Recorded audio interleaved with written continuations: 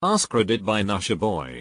What's quietly disappeared in the past 20 years without many people noticing? As I've recently noticed, dumb TVs. Good luck trying to find a decent new TV that isn't smart. All TVs are dumb if you never connect them. The cents symbol. I didn't even realize until now that everyone started using $0.69 as a default. The ability to buy something without wanting your email, phone number, address, subscription etc. Yes. Went into Ulta to buy a Christmas gift for someone. Was told I had to give my phone number or the item could not be returned or exchanged. Even with a receipt. Candy bars wrapped in foil and paper. Have you noticed that Hershey bars simulate the foil and paper by having the ends of the plastic wrapper colored gold? Newspaper vending machines. I used to see them everywhere as a kid. Saw one the other day and realized I hadn't seen one in years. Kind of seems like a crazy concept now. You would put in $50 and it's on the honor system that you pull out just one newspaper. And as an American that lived overseas in the 90s, I was amazed how many times I heard about them. Like, I'd be talking to some other expats that had visited America and they'd say, those newspaper vending machines are crazy. Where I'm from, people would put in the 50 cents and take all the newspapers. Which always seemed weird to me. I mean, taking two so you can give one to a friend? Sure. But what the hell are you going to do with 24 copies of the exact same newspaper? People having their watches set to slightly different times.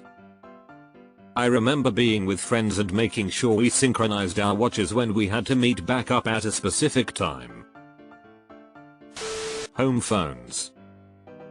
It's funny how when you fill out forms these days, they still ask for your home phone number and then your cell phone number. The hole in the ozone layer. https://www.cnbc.com/amp/2023/001/the-earth-dash-is-slowly-recovering-un-finds-dot-html close bracket. I didn't expect much positivity in this thread, so this was nice. Telephone booths. Which, by coincidence, were also the way out of the Matrix. So in Australia all telephone booths are owned by the same telecommunications company. About 10 years ago they made all calls for free from them as the revenue they were bringing in were less than the $sign it took for technicians to go out and collect the coins. They now also operate as free Wi-Fi spots, providing you hand over your email and PI which they would then uninstall. Boredom.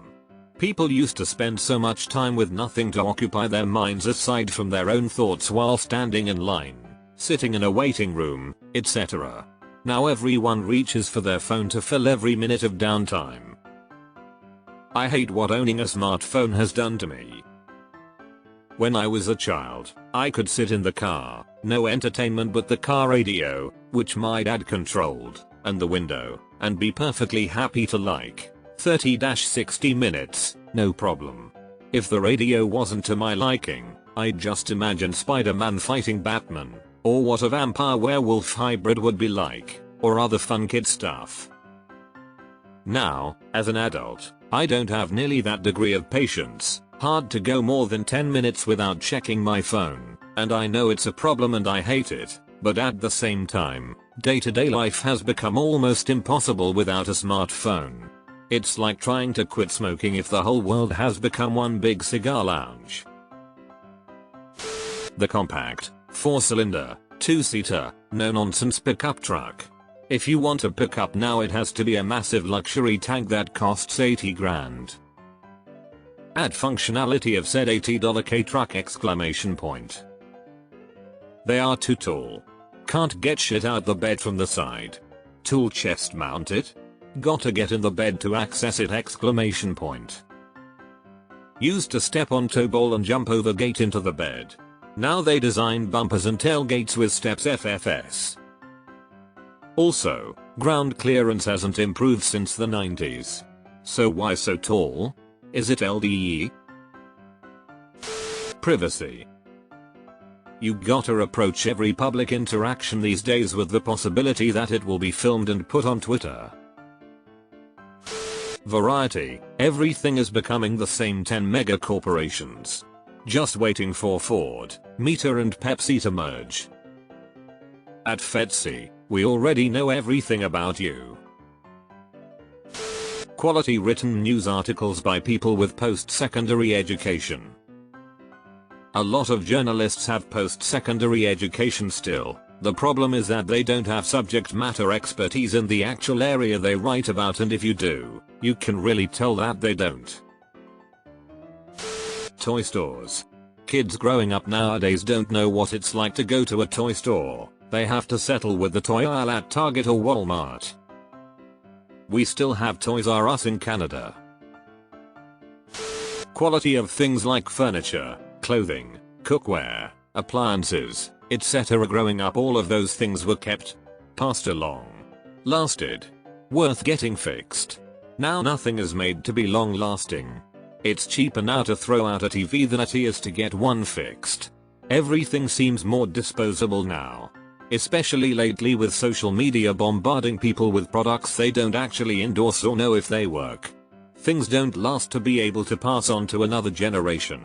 It's sad that heirlooms like that aren't as common anymore. Both my washer and dryer broke down this year. Called out the repairman, and his call out fee plus the parts needed would have been more than buying new, and it wasn't guaranteed something else wouldn't go wrong after. He said appliances have a lifespan of about 5 years these days. If it's older than that, you're on borrowed time. Had to replace both, and I was so angry at the waste of it all. Ringtones. It's all on silent vibrate now. If there is, it's almost always default iPhone ringtone or Samsung. My phone rung and everyone in the office checked their iPhones. I don't know what the word would be, but 20 years ago we had 1 hour of news a night. Maybe a newspaper. Now with social media and cable and all the rest, we are smothered with news and opinions and worldly commentary. It's impossible to not feel disoriented. Edit. Y'all are right, it's been longer than 20 years. But I'm old enough now that I can say 20 years ago and can mean the 1980s because time keeps on slipping. Perhaps it's just the explosion of social media.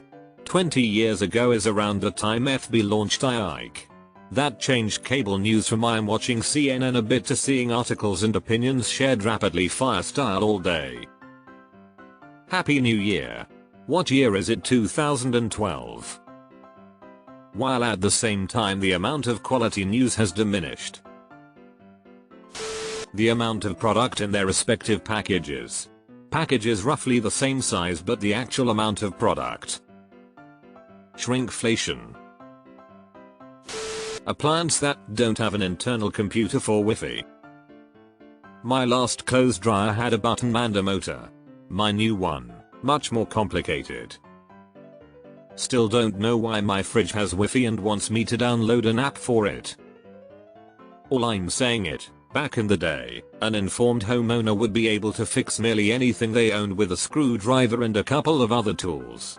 Now you'll need a $$ specialist to come out and fix anything that breaks in your house. I just bought a new dryer. I had to get a commercial Maytag to get one without a computer. It looks like the first one I had for almost 25 years, then 3 computer ones in 3 years in between them. Cassette tape along the side of the road. Black strands glistening in the sun, draped around a roadside shrub like Christmas tinsel. Edit. Since everybody is feeling nostalgic now, I'll share that my son was a mixtape for Halloween a couple years ago. We even made him a giant pencil, but none of the kids understood why. The parents over 40 knew. My daughter was a pager. None of the kids knew what she was. That was poetic. Spontaneity. Everything needs to be pre-booked and prepaid before doing it. 25 years ago, our honeymoon in Europe was a reservation for our first hotel, and a reservation for our last hotel. Everything in between was spontaneous. We never worried about finding a hotel. Now, planning a Europe trip, I have to book months in advance. Bookstores. They used to be awesome and everywhere. I still go to our local bookstore. I'm constantly terrified I'm going to drive up one day and find it closed. They are like 3/4 used books and 1/4 new stuff. I take my kids every couple months to pick out some used books for themselves. They partner with Bookshop.org, which is an online bookseller that splits profits with local bookstores. You can specify on your account which bookstore you want to support. I bought like 15 new books from them for Christmas presents this year, and I told my family to only use them when buying for me. Their prices are comparable to Amazon, whose prices really aren't that special anymore. Malls are slowly dying in America. I was actually quite happy to see how busy the mall I visited this weekend was. The local mall by my house is about 80% deserted now. The only thing keeping it going is the bowling alley on the same site.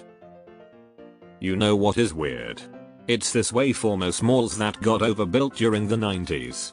But well-located malls built in the 80s or earlier in prime locations are doing better than ever. Again, this is not to say you're wrong, but it's only really happening to excess malls that got made obsolete by online commerce. Ownership. Yes, everything is subscriptions and leases now.